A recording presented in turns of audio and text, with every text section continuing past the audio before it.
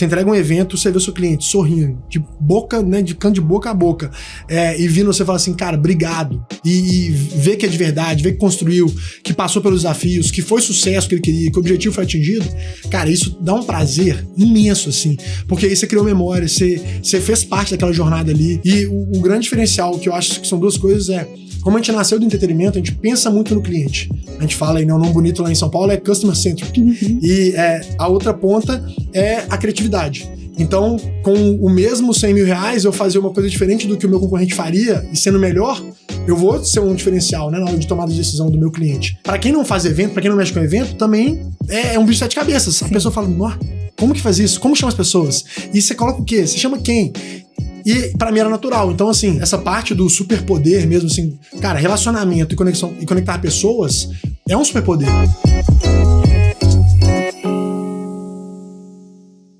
Outra revista para outra voz.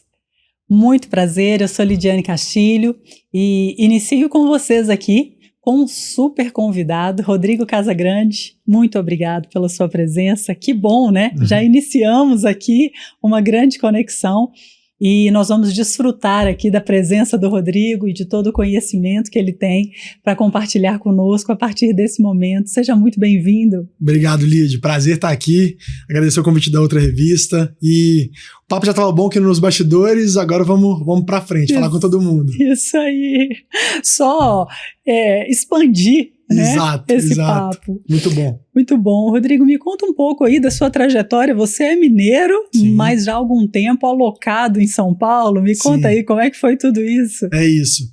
Mineiro, amante de Minas, enfim, não tem como negar, né, as origens. E tô em São Paulo tem 8 anos, mudei para lá a trabalho e desde o começo gostei, né, da ideia, via São Paulo como um trampolim, como um lugar acelerado de crescimento, de conexão, e aí conexão entra muito em comunidade, que a gente vai falar muito aqui hoje também.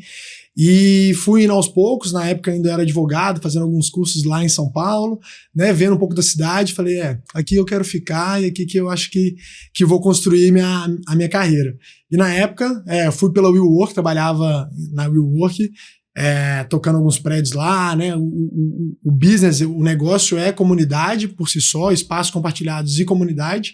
E aí, desde então, tô lá, construí uma rede enorme de amigos, muito bem recebido. Eu brinco que São Paulo não judiou de mim como judia dos outros, ainda bem, porque fui pelo mesmo emprego, né, pela mesma empresa, já tinha amigos que moravam lá e construí minha relação lá muito bem, assim. Então, sou muito grato pela cidade. Dou uma dica para todos que forem morar em São Paulo, que faça a sua rotina, porque senão São Paulo te engole. Então, talvez a única coisa que São Paulo não perdoa é isso. Que interessante isso, né? E com a dinâmica de vida funcionando, porque é uma cidade 24 horas. Sem Essa é a dúvida percepção, alguma. É isso mesmo? É isso. O que você quiser, tem em todo horário, todo momento. Eu brinco que São Paulo é o dia inteiro, o tempo todo, e para todos os gostos. Então, eu quero um restaurante coreano, vai ter. Eu quero um evento tal, vai ter. Lá realmente as coisas acontecem, assim, sabe? Então, ao mesmo tempo que isso é maravilhoso, também é desorientador, né? Porque você quer tudo ao mesmo tempo, e aí nos tempos atuais que a gente quer estar em todo lugar o tempo inteiro, ainda mais porque a rede social nos mostra isso, né? Então botar um pouco o pé no chão, fazer essa rotina. Eu, por exemplo, gosto de correr, gosto de ir pro parque, fazer meus esportes, e isso para mim é essencial. O restaurante vem depois, conhecer a cidade vem depois, né? A gente estava comentando aqui. Muitas pessoas moram em São Paulo e mal conhecem o MASP, a Pinacoteca, né? O Instituto Moreira Salles, que são locais maravilhosos, que têm várias obras de arte e, enfim, exposições, e que as pessoas não tiram tempo para ir lá conhecer, desfrutar, né, do quintal de casa, quanta coisa boa tem. Espera viajar para fora para ir no museu. Cara, tem muita coisa boa aqui em São Paulo. Então, essa parte é muito boa, mas nunca esquecendo das raízes, de voltar para casa, ser bem recebido, um cafezinho, uma broa de milho, um pão de queijo, que minha mãe faz, que é maravilhoso. Que delícia! Cheguei em BH, Cheguei né? em BH. É o abraço de Belo Horizonte, né? E essa conexão hoje que você tem com Belo Horizonte, é família E além da família, você tem alguns focos ainda de trabalho aqui, né? Como é que é esse trânsito aí, São Paulo, BH, Boa. BH, São Paulo? Vamos por partes. Tem a parte da família, que é o que me prende aqui, sem dúvida alguma. Então, família e amigos, eu sou completamente apaixonado por essa relação. Meus amigos de colégio são meus amigos até hoje, então são uma amizade de 30 anos. Todos tendo filho agora, eu tenho uma filha, então tá todo mundo, a gente, segunda geração, então não pode se perder, estamos com muito afinco ali para passar isso para eles também.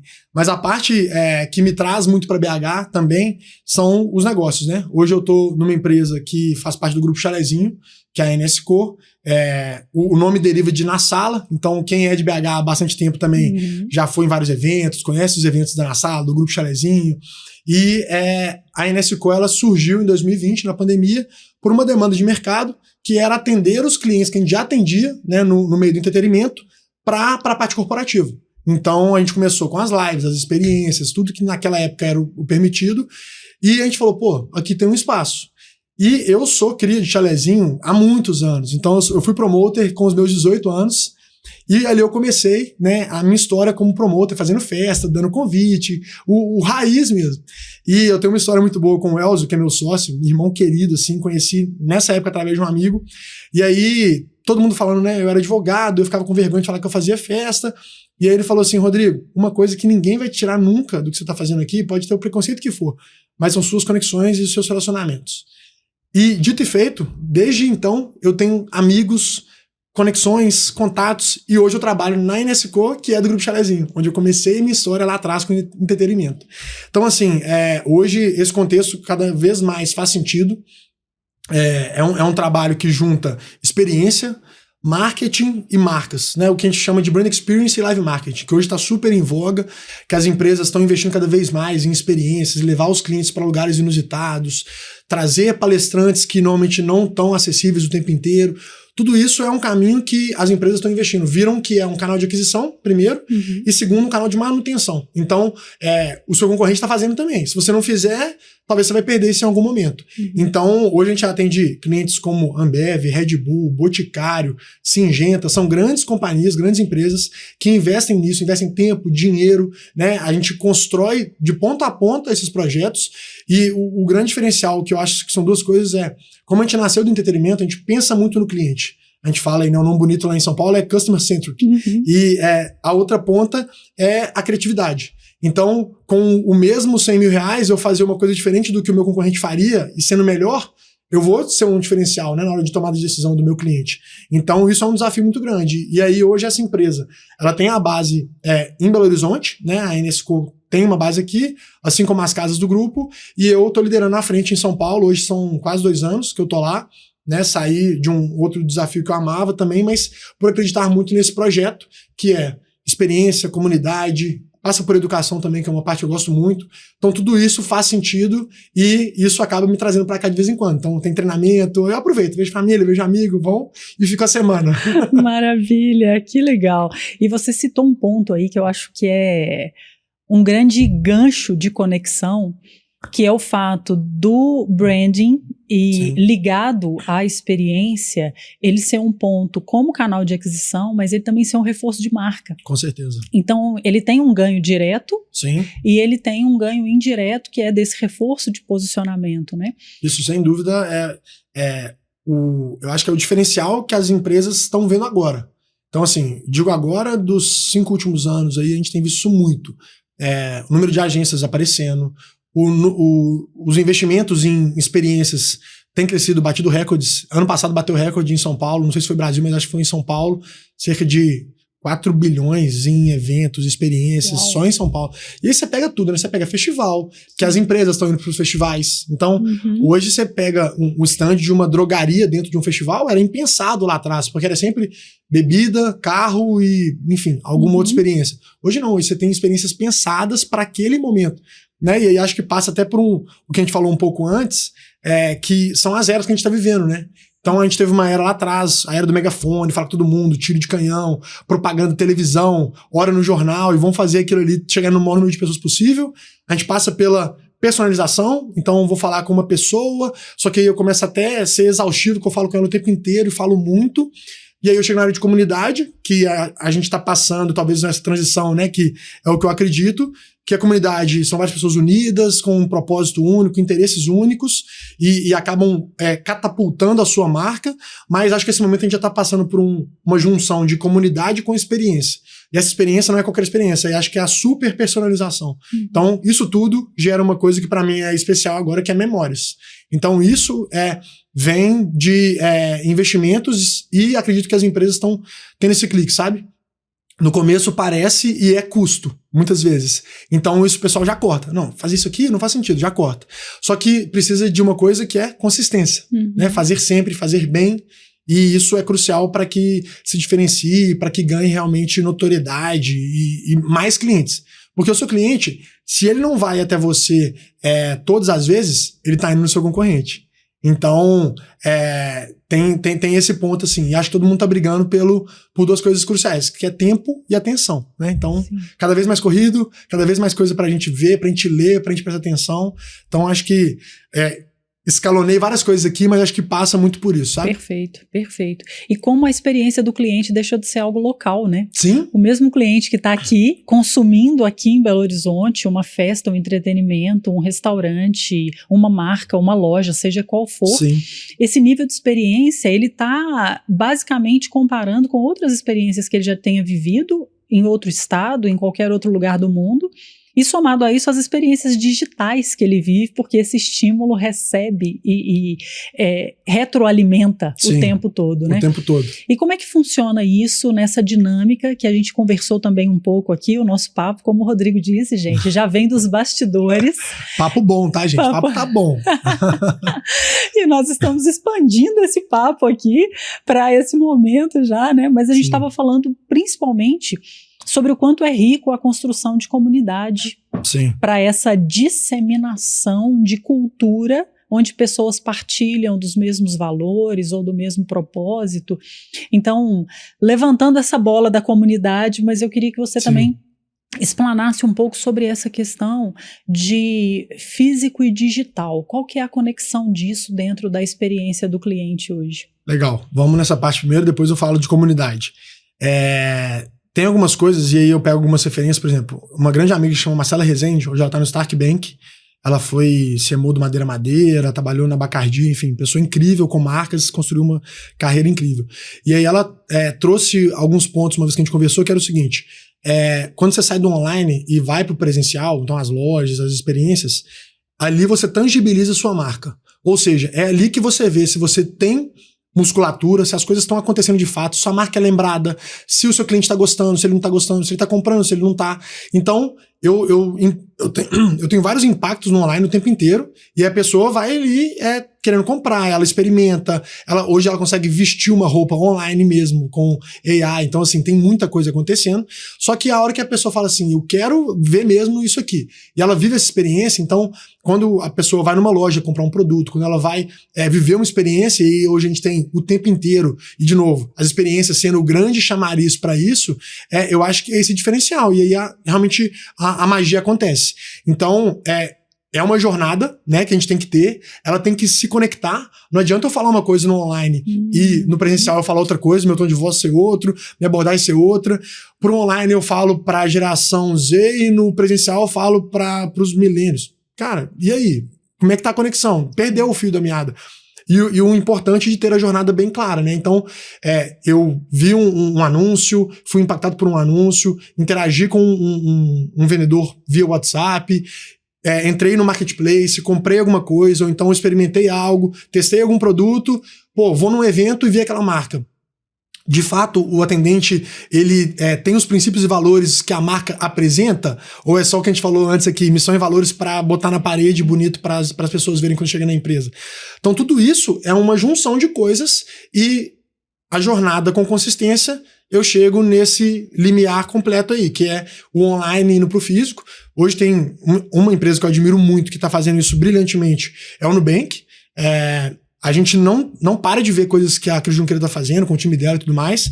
Eu sou fã dela, assim, demais. Você falou, você tem 3 filhos, ela tem 4 e continua, né, ali tocando o negócio e tem tempo para criar as coisas com o time dela. Então, hoje o Nubank, além de ser um dos maiores bancos do Brasil, fintechs do Brasil, né, com valor de mercado, atrás do Itaú só. Então, assim, tá, e passou, já voltou, enfim, tem essa briga aí, mas com muito menos tempo de vida. Eles investem na experiência do cliente o tempo inteiro. Então eles têm lá o momento uau, né? Então, às vezes a Lidiane ligou para eles, ligou não, né? Nem liga. Entrou em contato ali com o suporte e o suporte viu que ela teve um problema por conta de algo do casamento. Os próprios funcionários têm uma verba destinada para que aquele funcionário resolva o problema daquela pessoa, para gerar um momento uau. Então, tem vários casos que eles contam ali de mandar presente de casamento, de comprar alguma coisa que realmente gere memórias, né? Que foi o que eu falei aqui, que é a personalização. Então, tô dando essa volta para chegar no ponto que eles estão no online, eles pensam na experiência, eles pensam no cliente. Lógico, tem os desafios deles, estão crescendo muito, então já internacionalizaram, mas hoje eles são donos do naming rights do Allianz Parque, lá em São Paulo. Estão patrocinando a Mercedes na Fórmula 1. Vai agora lançar o primeiro macacão laranja da Mercedes no GP de Miami, que tem muito brasileiro. Eles estão com o time de Miami, que é do Beckham, lá na liga nos Estados Unidos. Então você começa a pensar assim, eles não deixam o cliente esquecer deles um minuto. Pô, liga a televisão, Fórmula 1. Fui no jogo lá em São Paulo, no Allianz Parque, Nubank. E aí eles me atendem bem. E tem um investimento com eles. Abri o app, fiz uma compra, fui bem atendido. Online e presencial, o tempo inteiro. Jornada super clara, eles sabem onde eles estão, onde impacta. Então, assim, tem estratégia, consistência, e isso é fantástico. E aí, um gancho perfeito que é o quê? Eles estão criando uma das maiores comunidades do mundo. Hoje eles têm a comunidade do Nubank lá, de eventos, de produtos para os early adopters lá deles. Cara, eu vou lançar as caixinhas do Nubank primeiro para os 50 mil que estão com a gente há 3 anos, que tem tanto de dinheiro com a gente. Então, eles já investem nessa comunidade em lançamento de produto, em experiência, em comunicação, e o trem vai só escalando, a coisa vai só crescendo. Então, quão fantástico né, a gente ter uma marca desse tamanho, brasileira, com tanta experiência, pensando em branding, pensando em marca, posicionando. Cara, imagina o contrato de patrocinar uma Fórmula 1. Não sei nem a cifra que isso vai chegar, mas tem algum motivo para eles. E eles deixam muito claro que é uma estratégia e o foco deles é XYZ. Então, no final, isso deságua para mim numa comunidade. Então, crescer a comunidade. Lógico que ela vem de correntistas, né? Um produto muito bem feito, muito bem entregue. A Cris Junqueira fala uma frase que é: não adianta querer ter cereja se você não tem bolo.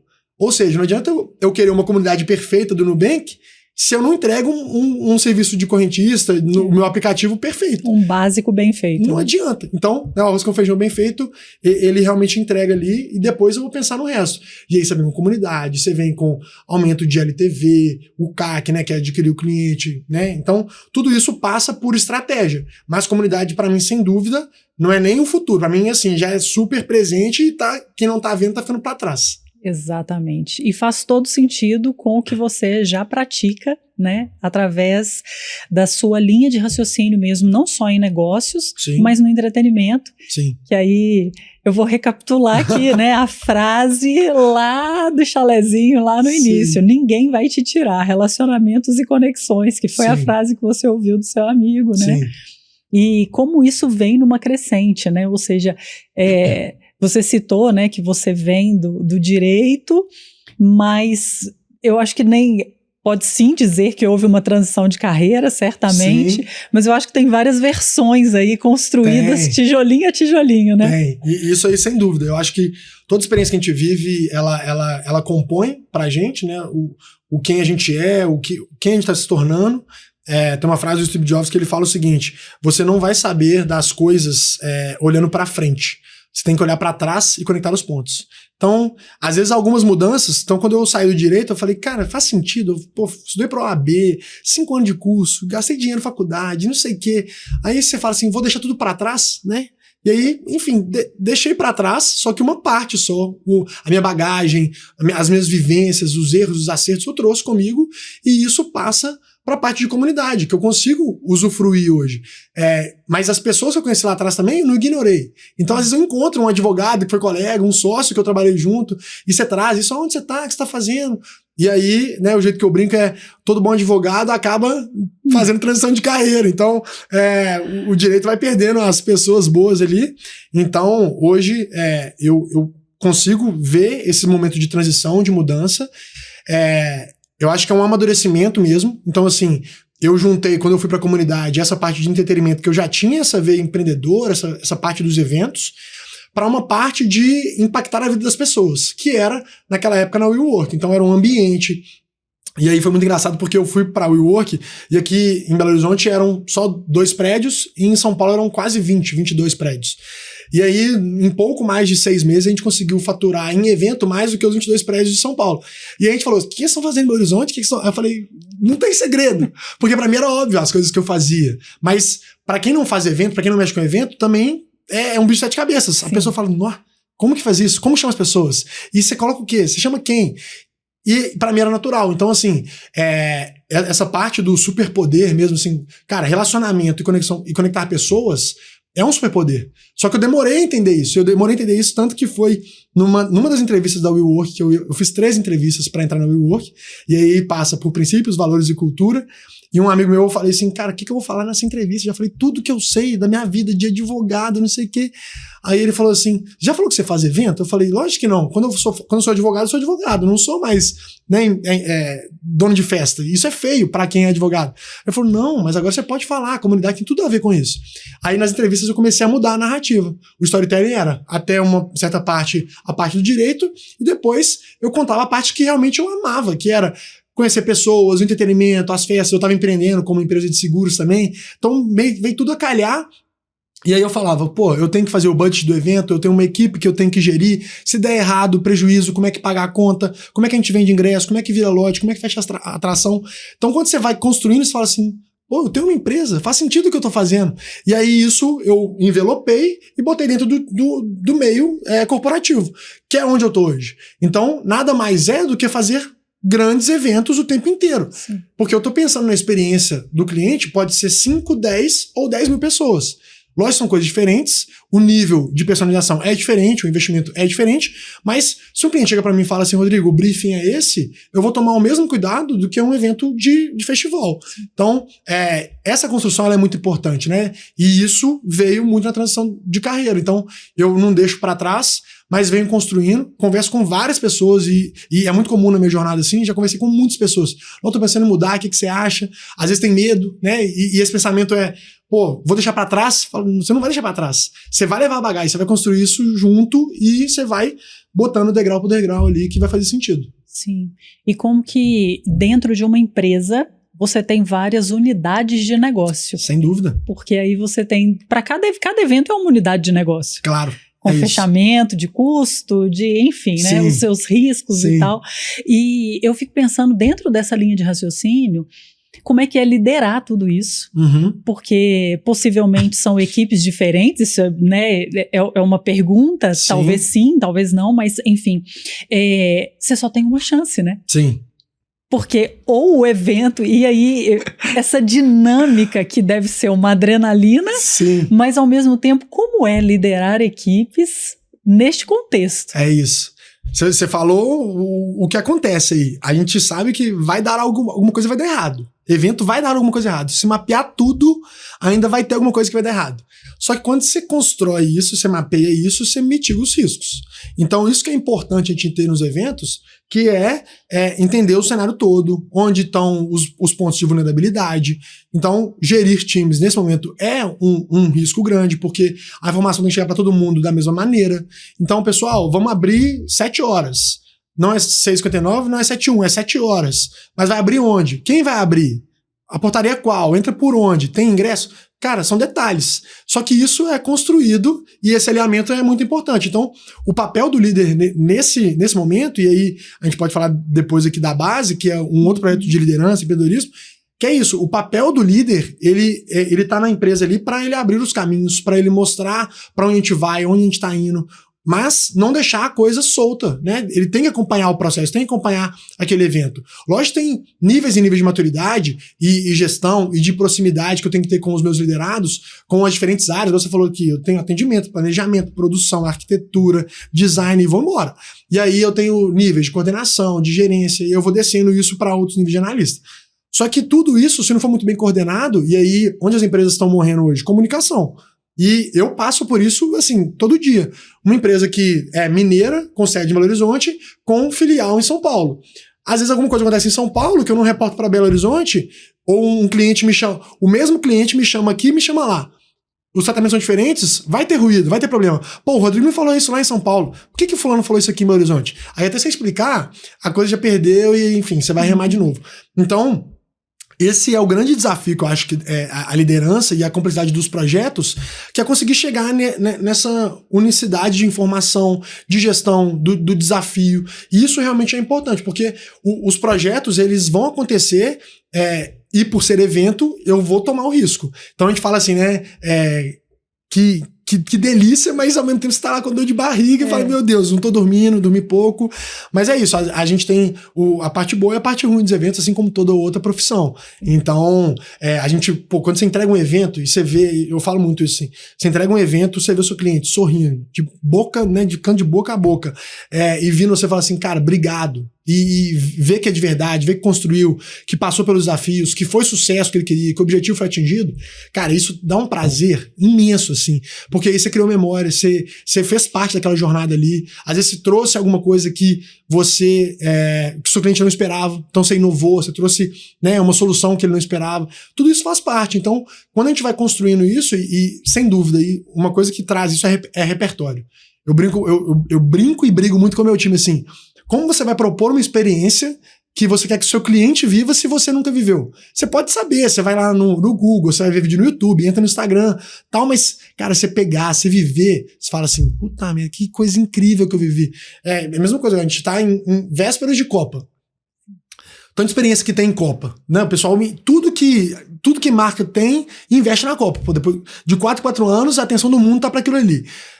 Se a marca quer fazer uma experiência dentro de um estádio ou uma divulgação, alguma coisa, e quem tá criando nunca viveu uma Copa, possivelmente não vai saber na profundidade o que é viver uma Copa. Né? Então, assim, você vai a fundo, a flor da pele, é futebol, é paixão nacional, é jogador, é camisa, e você vai construindo. E aí você tem essa diferença. Né? Então o repertório, a vivência, ela é crucial para que os projetos sejam realmente inesquecíveis para as empresas. E para tornar genuíno, né, Rodrigo? Porque a experiência sensorial, todo mundo entrega. Isso. Pode ser um cheiro, pode ser um sabor, pode ser enfim, né? Uma experiência sensorial. Sim. Eu acho que ela é a parte que talvez nem seja tão difícil assim de entregar. Sim. Você consegue a certo nível ter uma qualidade ali, né, do produto, às vezes. Um energético. Cara, você tem as variações, mas são energéticos no final das contas. Mas uma experiência que uma marca X me entregou, cara, isso aqui ninguém fez. Exato. Sabe? Então, uma roupa, calça jeans. Todo mundo vai ter uma calça jeans ali dentro do vestuário. Pode ser mais bonito, o corte mais fino, mais elegante. Mas, nossa, eu fui num festival, aquela marca fez uma experiência. Olha aqui a foto que eu tenho. A pessoa já vem com a memória. E aí ela vai passar isso pra frente, ela vai lembrar disso em algum momento. Então, a gente brinca muito, não pode ser pastelaria. Evento não pode ser pastelaria. Eu não posso fazer 10 eventos e falar assim, vambora. Copia e cola o tempo inteiro. Não, pensa nesse, entrega esse, pensa nesse. Lógico que eu tô falando aqui do mundo ideal, de tempo e prazo, tudo acontecendo. Mas, né, os processos bem claros, a jornada bem construída, o time muito bem alinhado ali com o que tem que ser entregue e tudo mais, vambora e mete marcha que a coisa acontece. Sensacional. E como que é essa ligação com... Eu não consigo falar de Rodrigo Casagrande em Belo Horizonte sem falar de Cantim. É isso. É o filho querido. Tirando a Júlia, que é meu amor, até o filho mais velho ficou em segundo plano depois dela, mas com certeza. O Cantim, ele vem, a gente falou aqui, né, de transição e amadurecimento. O Cantim talvez ele tenha chegado no momento de amadurecimento da minha carreira como produtor de eventos. Então eu comecei lá atrás, com 18 anos, fazia festa no colégio, então antes eu já começava com uns 15 e poucos ali, 16, mas quando eu comecei mesmo no entretenimento, E fui aprendendo, tendo vários sócios, vários lugares, errando muito e passando dor de barriga. O evento não virou, não vendeu o convite. Faz o quê? Vai tomar prejuízo, vai pagar como? Vai pedir dinheiro pro pai, vai fazer... E você vai embora. E aí você arrisca, você toma, né, essa iniciativa. E esses anos todos eu vim fazendo parte, né, de vários eventos, de vários projetos. Vários me ajudaram muito. De novo, as pessoas também ficaram nesses momentos. E chega no momento de 2020, pandemia, eu já em São Paulo há 3 anos, a experiência que eu tava tendo com os eventos, enfim, foi a zero com todo mundo, né? Então não podia ir pra lugar nenhum. Eu tinha 2 projetos que eu gostava muito, que era o projeto de música, que era o So Far Sounds e o Tiny Desk. O Tiny Desk foi até muito famoso agora, porque tem a versão brasileira, mas era um projeto que eu já amava, assim, e não tão conhecido. Eu falei, cara, eu tenho que fazer uma coisa disso aqui, e aí eu vou fazer alguma coisa pro YouTube. Meus amigos, eu vou gravar, subo no YouTube, eles não estão em casa, eles vão ver. Então, tava naquela época de live, muita coisa ali e tudo mais, mas eu falei, eu tenho que fazer alguma coisa nesse sentido. E aí, liguei pra uma amiga minha, de novo as pessoas, falei, tô com esse projeto assim assado, eu quero falar de música, eu quero um ambiente hospitaleiro, que lembre a casa da minha avó, que lembre os encontros com os amigos, e nisso, ela falou assim, vou te mandar um nome aí nos próximos dias. Aí ela mandou um áudio, eu tenho esse áudio até hoje, Júlia Neiva, minha irmã querida, trabalha com eventos também, e aí ela falou assim, não, eu tenho um nome aqui, Cantim 7. E aí vi um número depois, porque o 7 era o numeral de prosperidade, crescimento e tal. Falei, Júlia, mas esse 7 não tá legal, vamos tirar. Ela, Cantim. Veio o nome, aí já... E aí peguei o nome, mandei pra uma outra amiga, falei assim, preciso de uma marca. E aí ela construiu a marca do Cantim, que é a marca que existe até hoje. É uma marca desenhada, não existe o Word que vai escrever aquela letra. É bem feita pela Iris. Que uma parte são as montanhas de Minas e a parte do C é a borda de cima de um violão. Então, quando a gente desconstrói a marca, ela tem esses elementos. E aí, enfim, falei, cara, isso tá maravilhoso, tá tudo indo como deveria ser.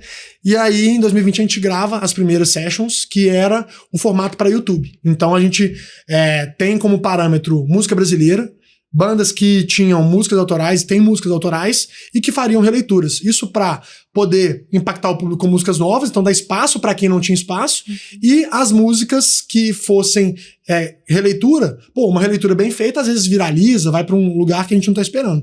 E aí, enfim, hoje os meus sócios que começaram lá atrás, a primeira edição, estão comigo até hoje, o Danilo e o Thiago, toparam essa loucura lá atrás, e aí a pandemia veio melhorando, a gente veio construindo algumas coisas, e depois de algumas sessions gravadas, gravamos em museu, gravamos em restaurantes, gravamos em cowork, enfim, tinha que ser um lugar diferente. A gente foi pra parte presencial e aí fez o Cantim Convida, que é esse formato que existe até hoje, que a gente convida artistas locais para cantarem com a gente durante os nossos shows. Então, a gente tem uma banda base, liderada pelo Danilo, que é meu sócio. A gente tem outros formatos também, mas esse é o formato principal que a gente mais apresenta. E a gente tem um repertório maravilhoso, sou suspeito, né, pra falar, mas Milton Nascimento, Djavan, Marisa Monte, Caetano Veloso, e por aí vai. A gente tem uma viagem pela música brasileira, então falo com esse amor porque realmente é amor mesmo, e os artistas cantam com a gente, então a gente tem aí, completando esse ano, 6 anos de vida, né, depois de muitos perrengues, muitos passeios, viagens, já fomos para São Paulo, Rio de Janeiro, Brasília, Caraíva, Salvador, enfim, já fomos para alguns lugares. Teve um Réveillon que vocês fizeram, não foi? A gente fez um Réveillon na Bahia, que foi em Baixio, que é uma cidade a 1 hora e pouco de Salvador. Esse Réveillon a gente fala que foi um Réveillon que mudou nossa história, porque a gente, primeiro, viveu um sonho de fazer o Cantinho na praia, então, assim, maravilhoso, pôr do sol, coisa boa. E a gente foi pra fazer 3 shows nesse Réveillon, a gente acabou fazendo 5 shows, e um deles foi a convite do prefeito da cidade pra gente cantar pra cidade, no Réveillon da cidade. Então a gente falou, cara, vamos cantar pro povo de Baixio. Então, assim, igual virada da Globo, sabe? Era a gente. E fomos convidados depois pra cantar no mesmo dia do Diogo Nogueira. Então, assim, foi uma construção, e várias pessoas que foram no Réveillon eram de São Paulo. Então, quando as pessoas voltaram, elas voltaram já sabendo o que era o Cantinho. Fui pra Baixio, vivi aquilo lá e é incrível. E aí o trem foi reverberando, a coisa foi crescendo. Várias pessoas abriram as portas pra gente depois desse momento. De novo, as pessoas, né? Eu falo muito que é sempre sobre pessoas. E aí, enfim, desde então o Cantinho tá aí crescendo. A gente tem um lugar muito nosso, assim, tanto em BH, em São Paulo, com muitas edições.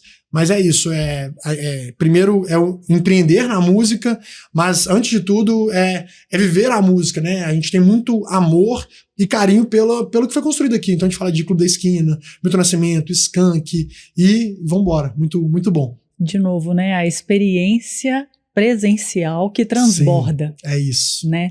Porque muitas vezes as pessoas pensam em experiência do cliente ou desses todos os assuntos que vieram Exato. antes, numa construção já projetada para o Instagram. Como isso vai aparecer no Instagram, como isso vai ser feito para o YouTube, sei lá, para qualquer rede social. E o que é genuíno é exatamente a experiência que está acontecendo ali e que é mostrada, porque reverbera e não cria o desalinhamento de expectativa, né? É isso. E desculpa te interromper, mas imagina, esse ponto é talvez a cereja do bolo assim, do Cantinho. Quando a gente criou a história de ser primeiro em lugares pequenos, a gente já teve edições de 2.000, 2.500, já fizemos no Mineirão com Lagoon, enfim, já fizemos coisas grandes. Mas a gente fala que é o back to the basics, voltar para casa ali e falar, cara, 400 pessoas, 450, saber o nome das pessoas, as pessoas sabem quem a gente é, conversa, tira foto, às vezes chora, a gente fala, por que você tá chorando? Essa música é tão boa. Não, que essa música cantava com tal pessoa, minha avó. Então, as lembranças vêm junto. Então, de novo, tangibilizar a marca, né? E aí as pessoas gostarem de ver aquilo ali. E aí propaga. Levei um amigo meu, conheci minha namorada, não sei, e aí você vai vendo as histórias sendo construídas ali, diante dos olhos, e fala assim, caraca, o trem tem potência mesmo, vai longe. Então a gente vai vendo isso, a gente começa a ver isso em São Paulo. E aí você fala assim, nossa, São Paulo. E aí a gente para pra pensar, pô, São Paulo tem tudo, a gente falou no começo, né? Tem tudo em São Paulo. Sim. Mas ainda tinha um espaço do Cantinho ali, que era uma festa de música brasileira, feita por mineiros, que tem nosso cuidado, tem nossa cara, tem tudo lá. Mas isso tinha a nossa lacuna, sabe? Então a gente entrou assim, ó, igual entra numa gôndola, a latinha entra na gôndola, sabe? Perfeito. E a gente vem construindo isso. Então a gente tem espaço, o pessoal abraça, eles gostam da história. Lá tem muito mineiros, então os mineiros vão pros eventos, vão no Cantinho e falam, caraca, eu amo isso aqui, me sinto em casa.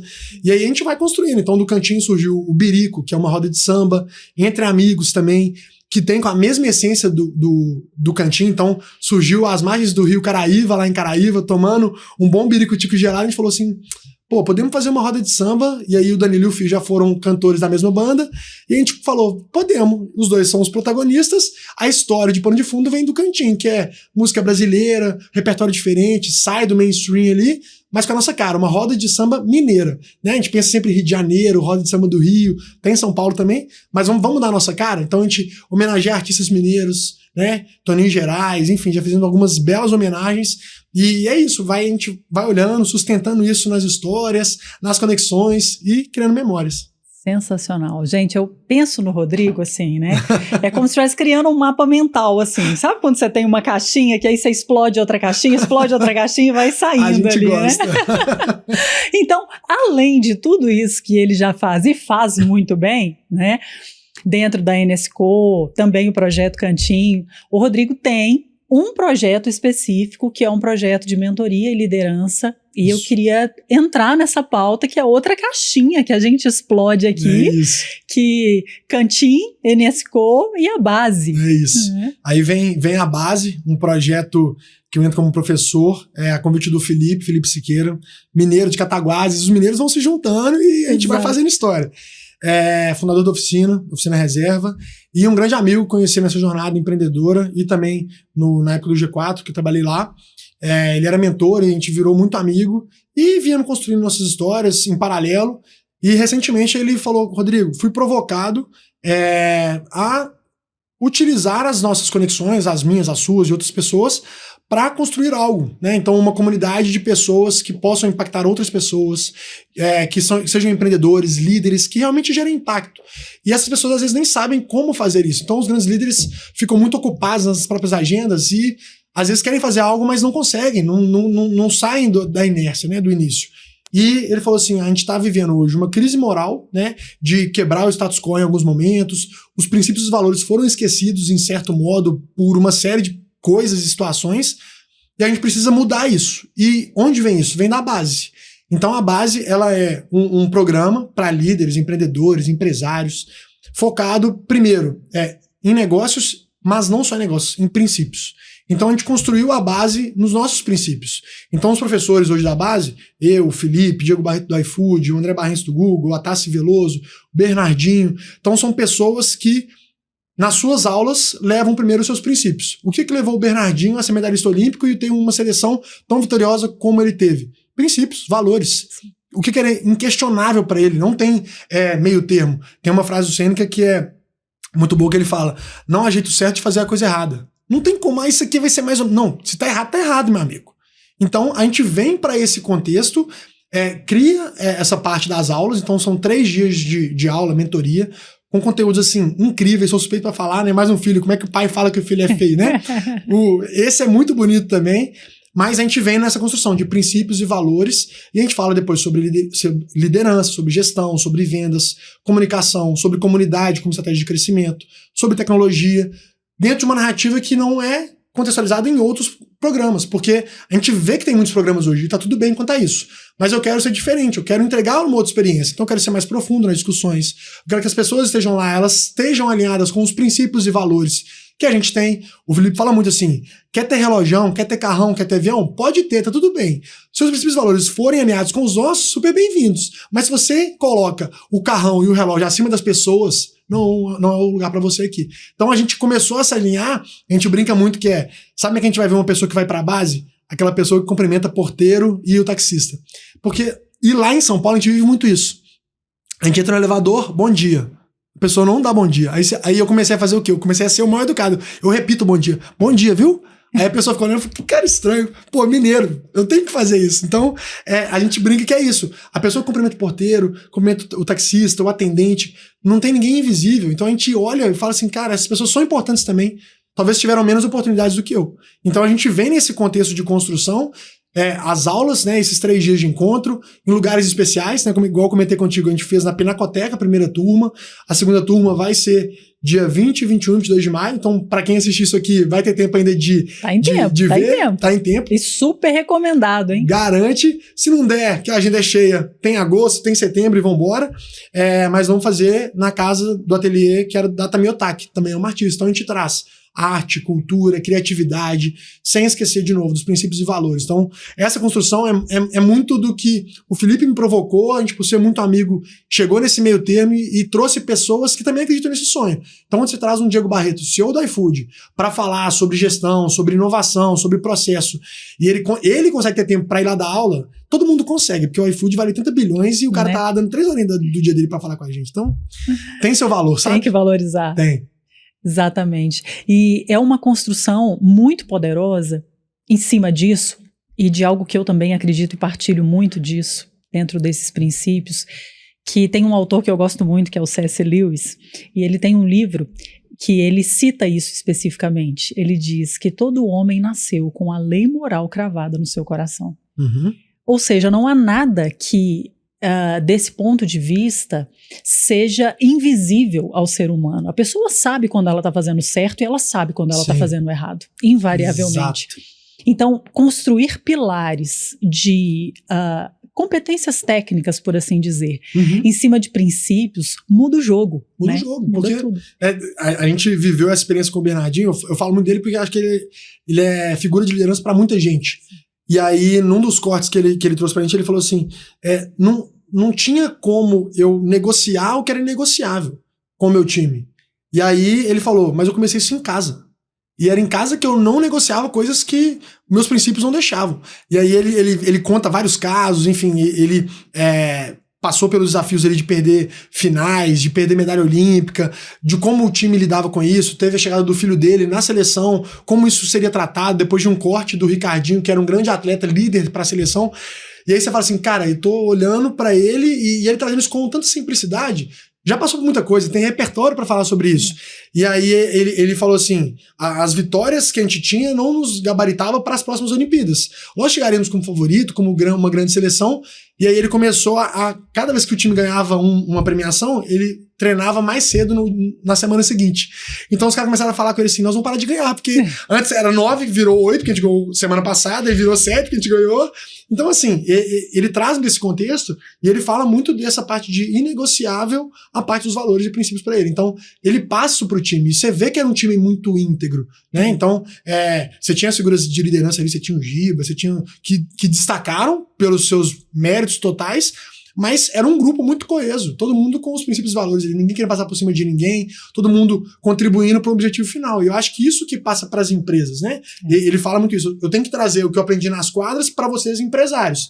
E aí ele faz sempre essa analogia, assim. Então, o Felipe é a mesma coisa, o André é a mesma coisa, o Diego é a mesma coisa, a Tassi, por aí vai. Então, eu sou suspeita, porque eu fui atleta e atleta de vôlei. Aí, pronto. Então, sabe muito bem do que eu tô falando. Dentro dessa dinâmica, eu compartilho disso e é o famoso jogo é jogado, lambaria é pescado, exatamente, como a gente fala aqui em Minas, exatamente, né? A vitória de ontem é o almoço de ontem, não te sustenta hoje.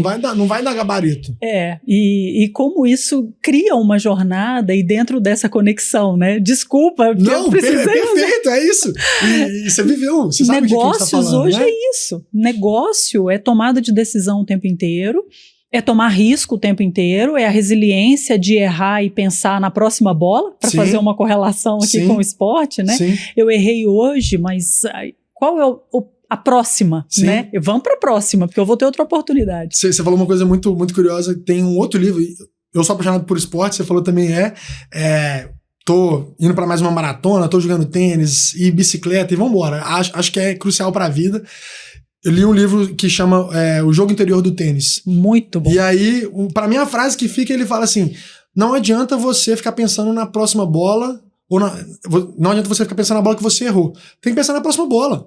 Porque se você ficar remoendo o que você perdeu, eu errei esse slice, errei o saque, e ficar tentando corrigir, e ele fala do ser 1 e do ser 2, né, que o ser 1 é o ser que tá no inconsciente, que fica ali matutando as coisas, e o ser 2 é quem executa. E aquela briga entre os dois, por que você errou isso? Mas poderia ter feito melhor. E aí o autor do livro, ele fala algumas vezes, quando ele para de cobrar os atletas dele, eles começam a acertar, porque o próprio atleta para de se cobrar, e ele entra no estado de flow. E aí acho que é isso que a gente tem que buscar, como empresário, como pessoa. Cara, a gente vai ter desafios o tempo inteiro. A vida é um desafio todos os dias, né? Matar um leão por dia. Mas quando a gente olha com essa visão, que não é simples, mas é treinável, né? Errei aqui esse projeto, poderia ter sido melhor dessa maneira, não tive tanto tempo para me dedicar à construção, não fui tão bem hoje com minha família, porque eu tô muito agarrado na agenda. Cara, você erra, aprende, entende e vai para a próxima bola. Nós estamos aí lutando pro João Fonseca seguir em frente. Eu acho que é isso. Ó. Ele com certeza ainda tá nessa fase de pensar nos erros, quebrar uma raquete, igual ele fez recentemente, porque tá pensando no erro que teve e não consegue passar essa página. E aí perde mais uns 3 pontos. E aí quando você vai ver, o trem foi embora, né? Sabe uma correlação que eu faço, Rodrigo? Que a gente tem, e muito frase assim de post do Instagram, né? O líder-chefe e o líder, né? E eu faço uma correlação com isso que para todos que hoje são líderes, eles já foram chefes um dia. Sim. A gente já teve o dia de impor mais autoridade. Sem dúvida. Ou de falar de um jeito que não era o mais conveniente ou mais propício para o momento. Ou errar na dosagem de acompanhamento, fazendo ali talvez alguma coisa mais excessiva. Enfim, houve uma parte de nós que precisou passar por aquilo ali para se desenvolver e amadurecer. Então, se permitir compreender que, sim, estamos todos em um processo de amadurecimento, perfeito, né? Ninguém está pronto ainda, e se permitir errar e pensar que está tudo bem fazer isso uma vez e melhorar para amanhã. E faz todo sentido, então reforço aqui o convite, viu? Vai para a base. Tem que ir, estamos muito animados. É isso, a gente quer impactar a vida do empreendedor, dos empresários. A gente sabe que a jornada ela é solitária, é até clichê falar isso, mas de fato né? Chega em certos níveis que os amigos já não conseguem apoiar nas decisões, os familiares não conseguem. Você olha para o lado, você é a pessoa que tem que tomar decisão, você só escuta alguma coisa com algum par ali, mas quem vai dar a canetada, quem vai tomar a decisão é você. E as condições de temperatura e pressão só você conhece para aquela decisão. É isso. Então, é uma jornada assim, muito incrível. De novo, acho que é o amadurecimento de onde eu queria estar, sabe? Viver isso foi construído lá atrás, por passar vários anos no G4, vários anos na WeWork, viver a comunidade, entender que não é só a comunidade, que tem marketing, tem estratégia, tem venda, tem liderança. E, de novo, juntar pessoas que vão fazer essa diferença. Poderia ser qualquer pessoa, mas a gente juntou as que a gente acha mais, né, incríveis para construir isso com a gente e que compraram essa briga, assim, como se o filho fosse deles também. Então estamos se divertindo à beça. Sensacional. Rodrigo, e para te encontrar nas redes sociais? Isso é fácil. Pode procurar @Rodrigo Casagrande, e aí lá estão todos os outros arrobas que a gente comentou aqui. Tem @Projeto Cantim, Baile do Birico, NSCO.ag, Base.essencial e espero que mais coisas em breve. Ei, coisa boa. Trem bom é coisa boa, para ficar bem mineiro. É isso. Mais uma vez, obrigada mesmo, viu? Obrigado a você. Pelo tempo, pela conexão, que foi fantástica. Bom demais. Papo bom, leve, gostoso, muito bem conduzido, muitas histórias boas. Show de bola. E já tá convidado para tomar um cafezinho lá em casa. Eu vou aceitar. Maravilha. Mais uma vez, super obrigado, você que esteve conosco, que participou aí, né, desse papo. Interaja conosco aí, comente no Instagram, aqui também pelo YouTube. Lembra de curtir e compartilhar esse conteúdo para que ideias tão bacanas sejam também acessíveis aí a outras pessoas. Quero agradecer ao Igor Lacerda por mais essa parceria e a gente se vê em breve. Outra voz e outra revista. A gente se vê, queridos. Até a próxima.